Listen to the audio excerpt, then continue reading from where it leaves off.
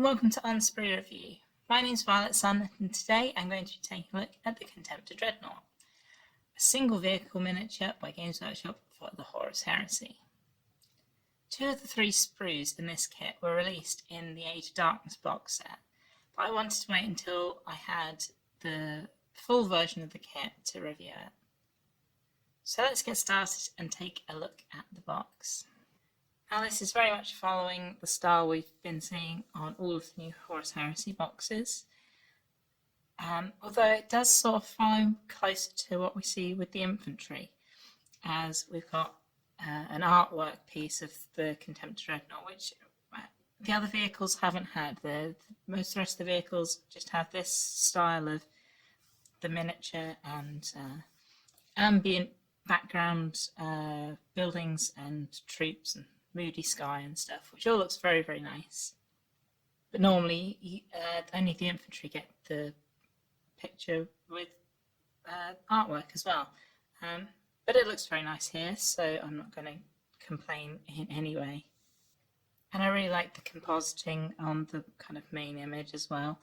I think it definitely sells an atmosphere of great turmoil, which the Horus Heresy is meant to have. And of course, the back of the box follows the style of the current Horus Heresy range as well, with a 100% scaled representation of the mini, and in this case, many of the weapon options also displayed, although at a slightly different scale, but it's nice that they're showing you what options you get, and some basic paint recommendations. With sort of just, the core paints that you would need to do both Imperial Fist and Sons of Horus colour schemes. So this is definitely upholding the quality of design for the boxes we've seen in this refreshed range. Yeah, I really like it. So let's move on and take a look at what you get inside. So there's quite a lot in here. Start off with a 60mm Dreadnought base. That's rather nice transfers for applying to your model, although I think quite a few of the larger ones would look a little bit odd on a Dreadnought. There's still plenty on here that look really nice. Of course, the three sprues that make up this kit, two of which were in the Age of Darkness box set, which upset some people, and I can understand why, because the Games Workshop could have put all three in and given you the full kit. But I'll go into that more when we're looking at the sprues. And of course, your instructions, which is what we're going to look at next. I'll start with the usual disclaimers and warnings. I'm sure this is important for not getting Games Workshop sued when people put small parts up their noses or whatever. The actual instructions are all in black and white, but they are reasonably clear. There are a lot of parts in this kit. It's separated out in a very similar way to the resin Contemptor Dreadnoughts that Forge World produced, but due to it being a plastic moulding, a lot of pieces that are one piece in the resin kit, such as the shin here, is three pieces, and there's the same with the kind of upper thigh piece, which is again one piece in the resin kit, is three pieces here. So it's a very high part count for a Dreadnought. Obviously it's going to vary depending exactly what weapons and options you use, but it's about 100 pieces, which is quite high. But the instructions are fairly clear. Similar problem I had with the Rhino kit, in that some of the images have become quite dark and you can't really see a lot of the detail in them because it's this simple black and white printing. But despite that, I think most people are going to be okay with these instructions. And the instruction booklet is quite long, but a lot of this is explaining how to put together all of the different arms. Obviously, you get a lot of weapon options, so they need to kind of go through building all of those. And they're all fairly simple with only 2 or 3 parts, but there are a lot of them. And yeah, the printing quality on mine is not so good. You've got this kind kind of bonus ink smudge up in the instructions. I mean, it's still legible, but I'd say this is almost bordering on misprint on this particular page. And when you get to the back, there's some slightly differently assembled versions of the Dreadnought with showing some of the different loadouts and different optional face plates you can give it. Although they're all posed very modestly and simply. And of course, you've got no rules, no painting guide stuff beyond what was on the back of the box. It's a very simple set of instructions. As we've seen with a lot of these Horus Heresy models, it seems like these have been cut back to kind of quite a budget design. Acceptable. So once again, a Horus Heresy kit with acceptable instructions, but below the quality of what I expect from Games Workshop, if I'm honest. But let's move on from those and take a little look at the sprues themselves. So let's begin by taking a look at this sprue. This is kind of the core sprue that builds the body and the legs of the Dreadnought. One of the first things I noticed looking at this kit was the clever breakdown of the parts. For instance, this front piece, which in the previous plastic version was one piece, has been split into several pieces. Two main side pieces, so you can get all of these rivets. These ones around here, if this was all built as one piece, you just wouldn't be able to have those moulded because the mold's not in the right position. These would be around the side, and yeah, it would look much less detailed. This way you're getting a lot more fine details such as rivets, although it does mean you've got a lot more pieces to stick together. As I mentioned when we were looking at the instructions, this kind of extends to all of the parts, including the legs. These pieces of the lower leg look very nice, very well cast pieces, and lots of very fine detail. Again, many rivets. But it does mean that you've got a lot of pieces to put together.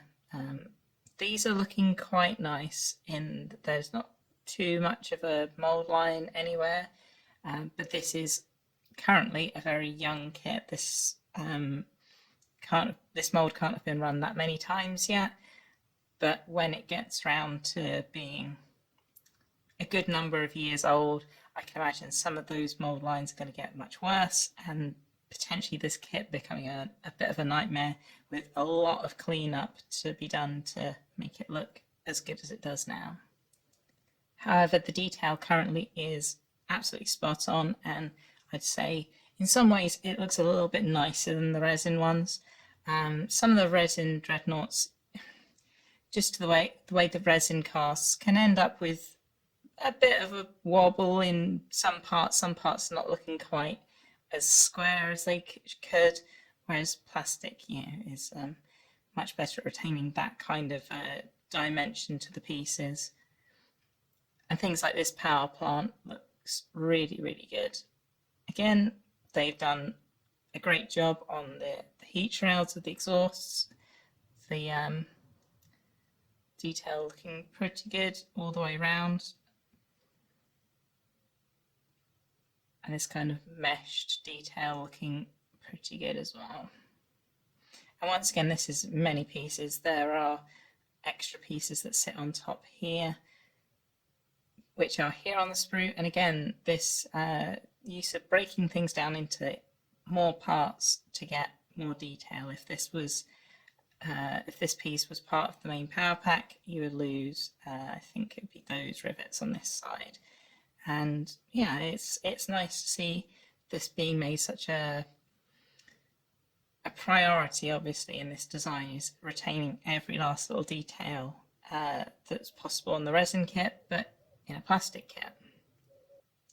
Obviously, being a dreadnought, a lot of this is just armor panels, so I'm not going to look too much at every single one, but there are some nicer little details, such as here in the shoulder, lots of little fine detail, and the sort of socket mount for the arms. so you've still got a lot of posability, exactly the same as the resin kit. This sprue also has one of the newer designed components, kind of a redesign of something we've seen before, which is this new Cyclone missile launcher that's much more streamlined and sits on top of the Dreadnought hull following the curve. And yeah, it's much smaller than previous versions, but I think looks pretty cool. And even that's broken down into 3 pieces, so you get lots and lots of detail even on newly designed pieces. Very impressed with the amount of detail that's been packed into this kit. I think it'll look really nice, and the fact that you still got the huge range of posability due to all the separate leg pieces is really nice, especially compared to the previous plastic kit, which was pretty awful in those regards. Let's move on to the next sprue and have a look at some of the weapon options that are on that. So this is the other sprue that was bundled in the Age of Darkness set. And this is kind of the minimum extra pieces that you need to get the Dreadnought actually built. Giving you the outer armour pieces for the arms, as well as the pieces that fit into the sockets on the torso. And even those have the front and back panels separate, again to preserve the rivets by increasing the part count. You also get your melee weapon, the Dreadnought close combat weapon. Obviously this can be built up with the chain fist or just a regular fist, and then that has all the options for all of the different palm mounted weapons, so your plasma melter, flamer, and storm bolter. This sprue also has some of the more common options, I'd say, for heavy weapons, including a twin link las cannon mount, multi melter, twin heavy bolters, and twin auto cannons. And almost all of these have been modelled in a way that the muzzle's been made as 2 separate pieces, so you have that drilled barrel look without having to actually get out a drill and drill the barrels. But once again, this is an extra piece that you've now got to glue together. This is definitely a kit for someone who's got a lot of time to stick a lot of pieces together. And some of the detail on these weapons is really gorgeous. These, I guess they're probably heat dissipating fins on the autocannon. Are just really nicely moulded. They're very, very fine, and yeah, just look fantastic. The aesthetic of quite a few of these weapons has been tweaked slightly from the resin version of the kit, but they're still very recognisable as the various 40k weapons. And in a lot of cases they've just had a lot more detail added, such as these las cannons, which now have a very similar look to those on the new Spartan kit, and I'm sure the new Land Raider kit, which has recently been announced. So this is the sprue that you didn't get in the Age of Darkness set, and it is now available separately, currently out of stock on the Games Workshop web store, but I'm sure they will get more stock at some point. And I'd say this has been designed to become a separate sprue. For instance, it would make some sense to have all of the front chest pieces together on the same sprue, but obviously if you did that, that sprue would have to become bundled in whenever you had the Dreadnought. Whereas the way this has been broken down, you've got one on the main sprue and 3 more detailed ornate versions that are optional, but on a sprue that you then don't get. I will say these are very nicely done. The slight difference in style of the iconography, so the Sons of Horus one being sort of inlaid rather than built up on top like the Imperial Eagle, and this more kind of neutral design with more sort of Crusade Thunderbolts. It's nice to have that variety. I also somewhat misspoke earlier in that the chain fist parts are on this sprue, so with the kit that you get in the Age of Darkness box, you don't get the bits to build a chain fist, you just get the regular fist. Although this sprue does contain parts to build a second melee weapon, so you can have a double punchy dreadnought rather than one with ranged weapons. And speaking of ranged weapons, you do get quite a few on this sprue, including the plasma cannon, the Volkite culverin, and kind of in many pieces, both an assault cannon and a conversion beamer. And I do like the conversion beamer being included. It's a lot of pieces to put together, but it looks very impressive with a lot of detail on all these pieces and extra pieces that go over the top. It's a lot of layered detail. And this sprue also contains an alternative head with some little laurel wreath designs on it, which looks quite cool. And some extra pieces like scroll work and little tilt shields to add to your dreadnought's main body, just to add some more variety and detail. So the Contemptor Dreadnought. I really like this design of Dreadnought, and I have many in my collection already. I've built the previous plastic kit, and I've built quite a few resin ones as well. I think this new plastic kit was very needed. It's a very popular model for both Horus Heresy and 40k. And yeah, I think it was a very bold move to try and recreate every single little detail of the resin model onto a plastic model, because they are very different mediums. Resin and plastic both have very different positives and negatives, and converting something from one form to the other has obviously taken a lot of time and effort, and this kit's definitely one way of doing it, retaining all the detail by making it many pieces. Now, I think veteran hobbyists, people who have put together many plastic kits already, will sail through this. I think the instructions are good enough and the parts are well engineered enough that it should go together very easily. However, I really wouldn't recommend this for someone who's still starting out in the hobby. I think the potential for it to become quite frustrating with quite so many pieces to put together, and without the patience to kind of let everything sit and dry, I can see it becoming a bit of a nightmare of parts falling apart as fast as you're gluing them together. And as I mentioned, it's a lot of parts to clean up, and I really hope this mould is going to last well and it's not going to come too flashy, because that would suck.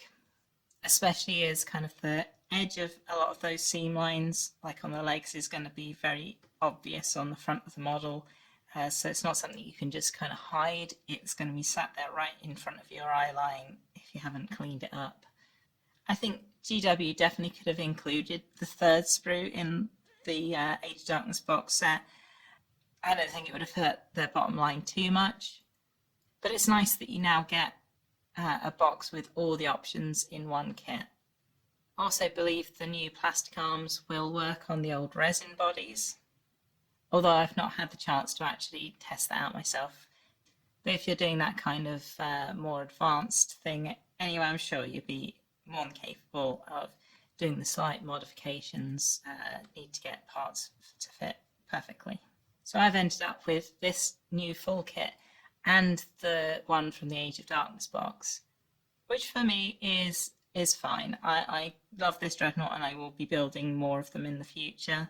And it also means I will have duplicates of the weapons, so I can do a mortis pattern Contemptor with 2 double bolters, for instance. I'm definitely going to be building at least one of these up for my Imperial Fist Force, which is appearing in the new Tale of Four Gamers Horus Heresy series, which you can see in Arbiter Ian's channel, which I'll link up here. I've got a few ideas of how to pose it. I think I'm going to go for quite a stoic pose, as it will be an Imperial Fists Dreadnought. However, if you want advice on how to make your Contemptor look really dynamic, I'm going to recommend another friend of mine, Googly Eyed Skull on YouTube. Again, link up here. He's done a really great video on how he does his Contemptor Dreadnoughts, and they look really fantastic. The other big plus is this is now a plastic kit, so it's a little bit easier to convert. So if you've got an interesting conversion in mind, I would love to hear what crazy things you're doing with your Contemptor Dreadnought. And if you're just building it up as is, I'd love to know what and if you're building it up just as is, I'd love to know which Legion or Space Marine chapter you're going to use it for. If you've enjoyed this video, if you could leave a like on it, that would be much appreciated. And if you want to watch another video in this style, I have many on my channel already. And if you want notifications as and when videos come out, currently weekly, subscribing to the channel is going to be the easiest way to find out when those videos are uploaded. Thank you very much for watching and happy hobbying.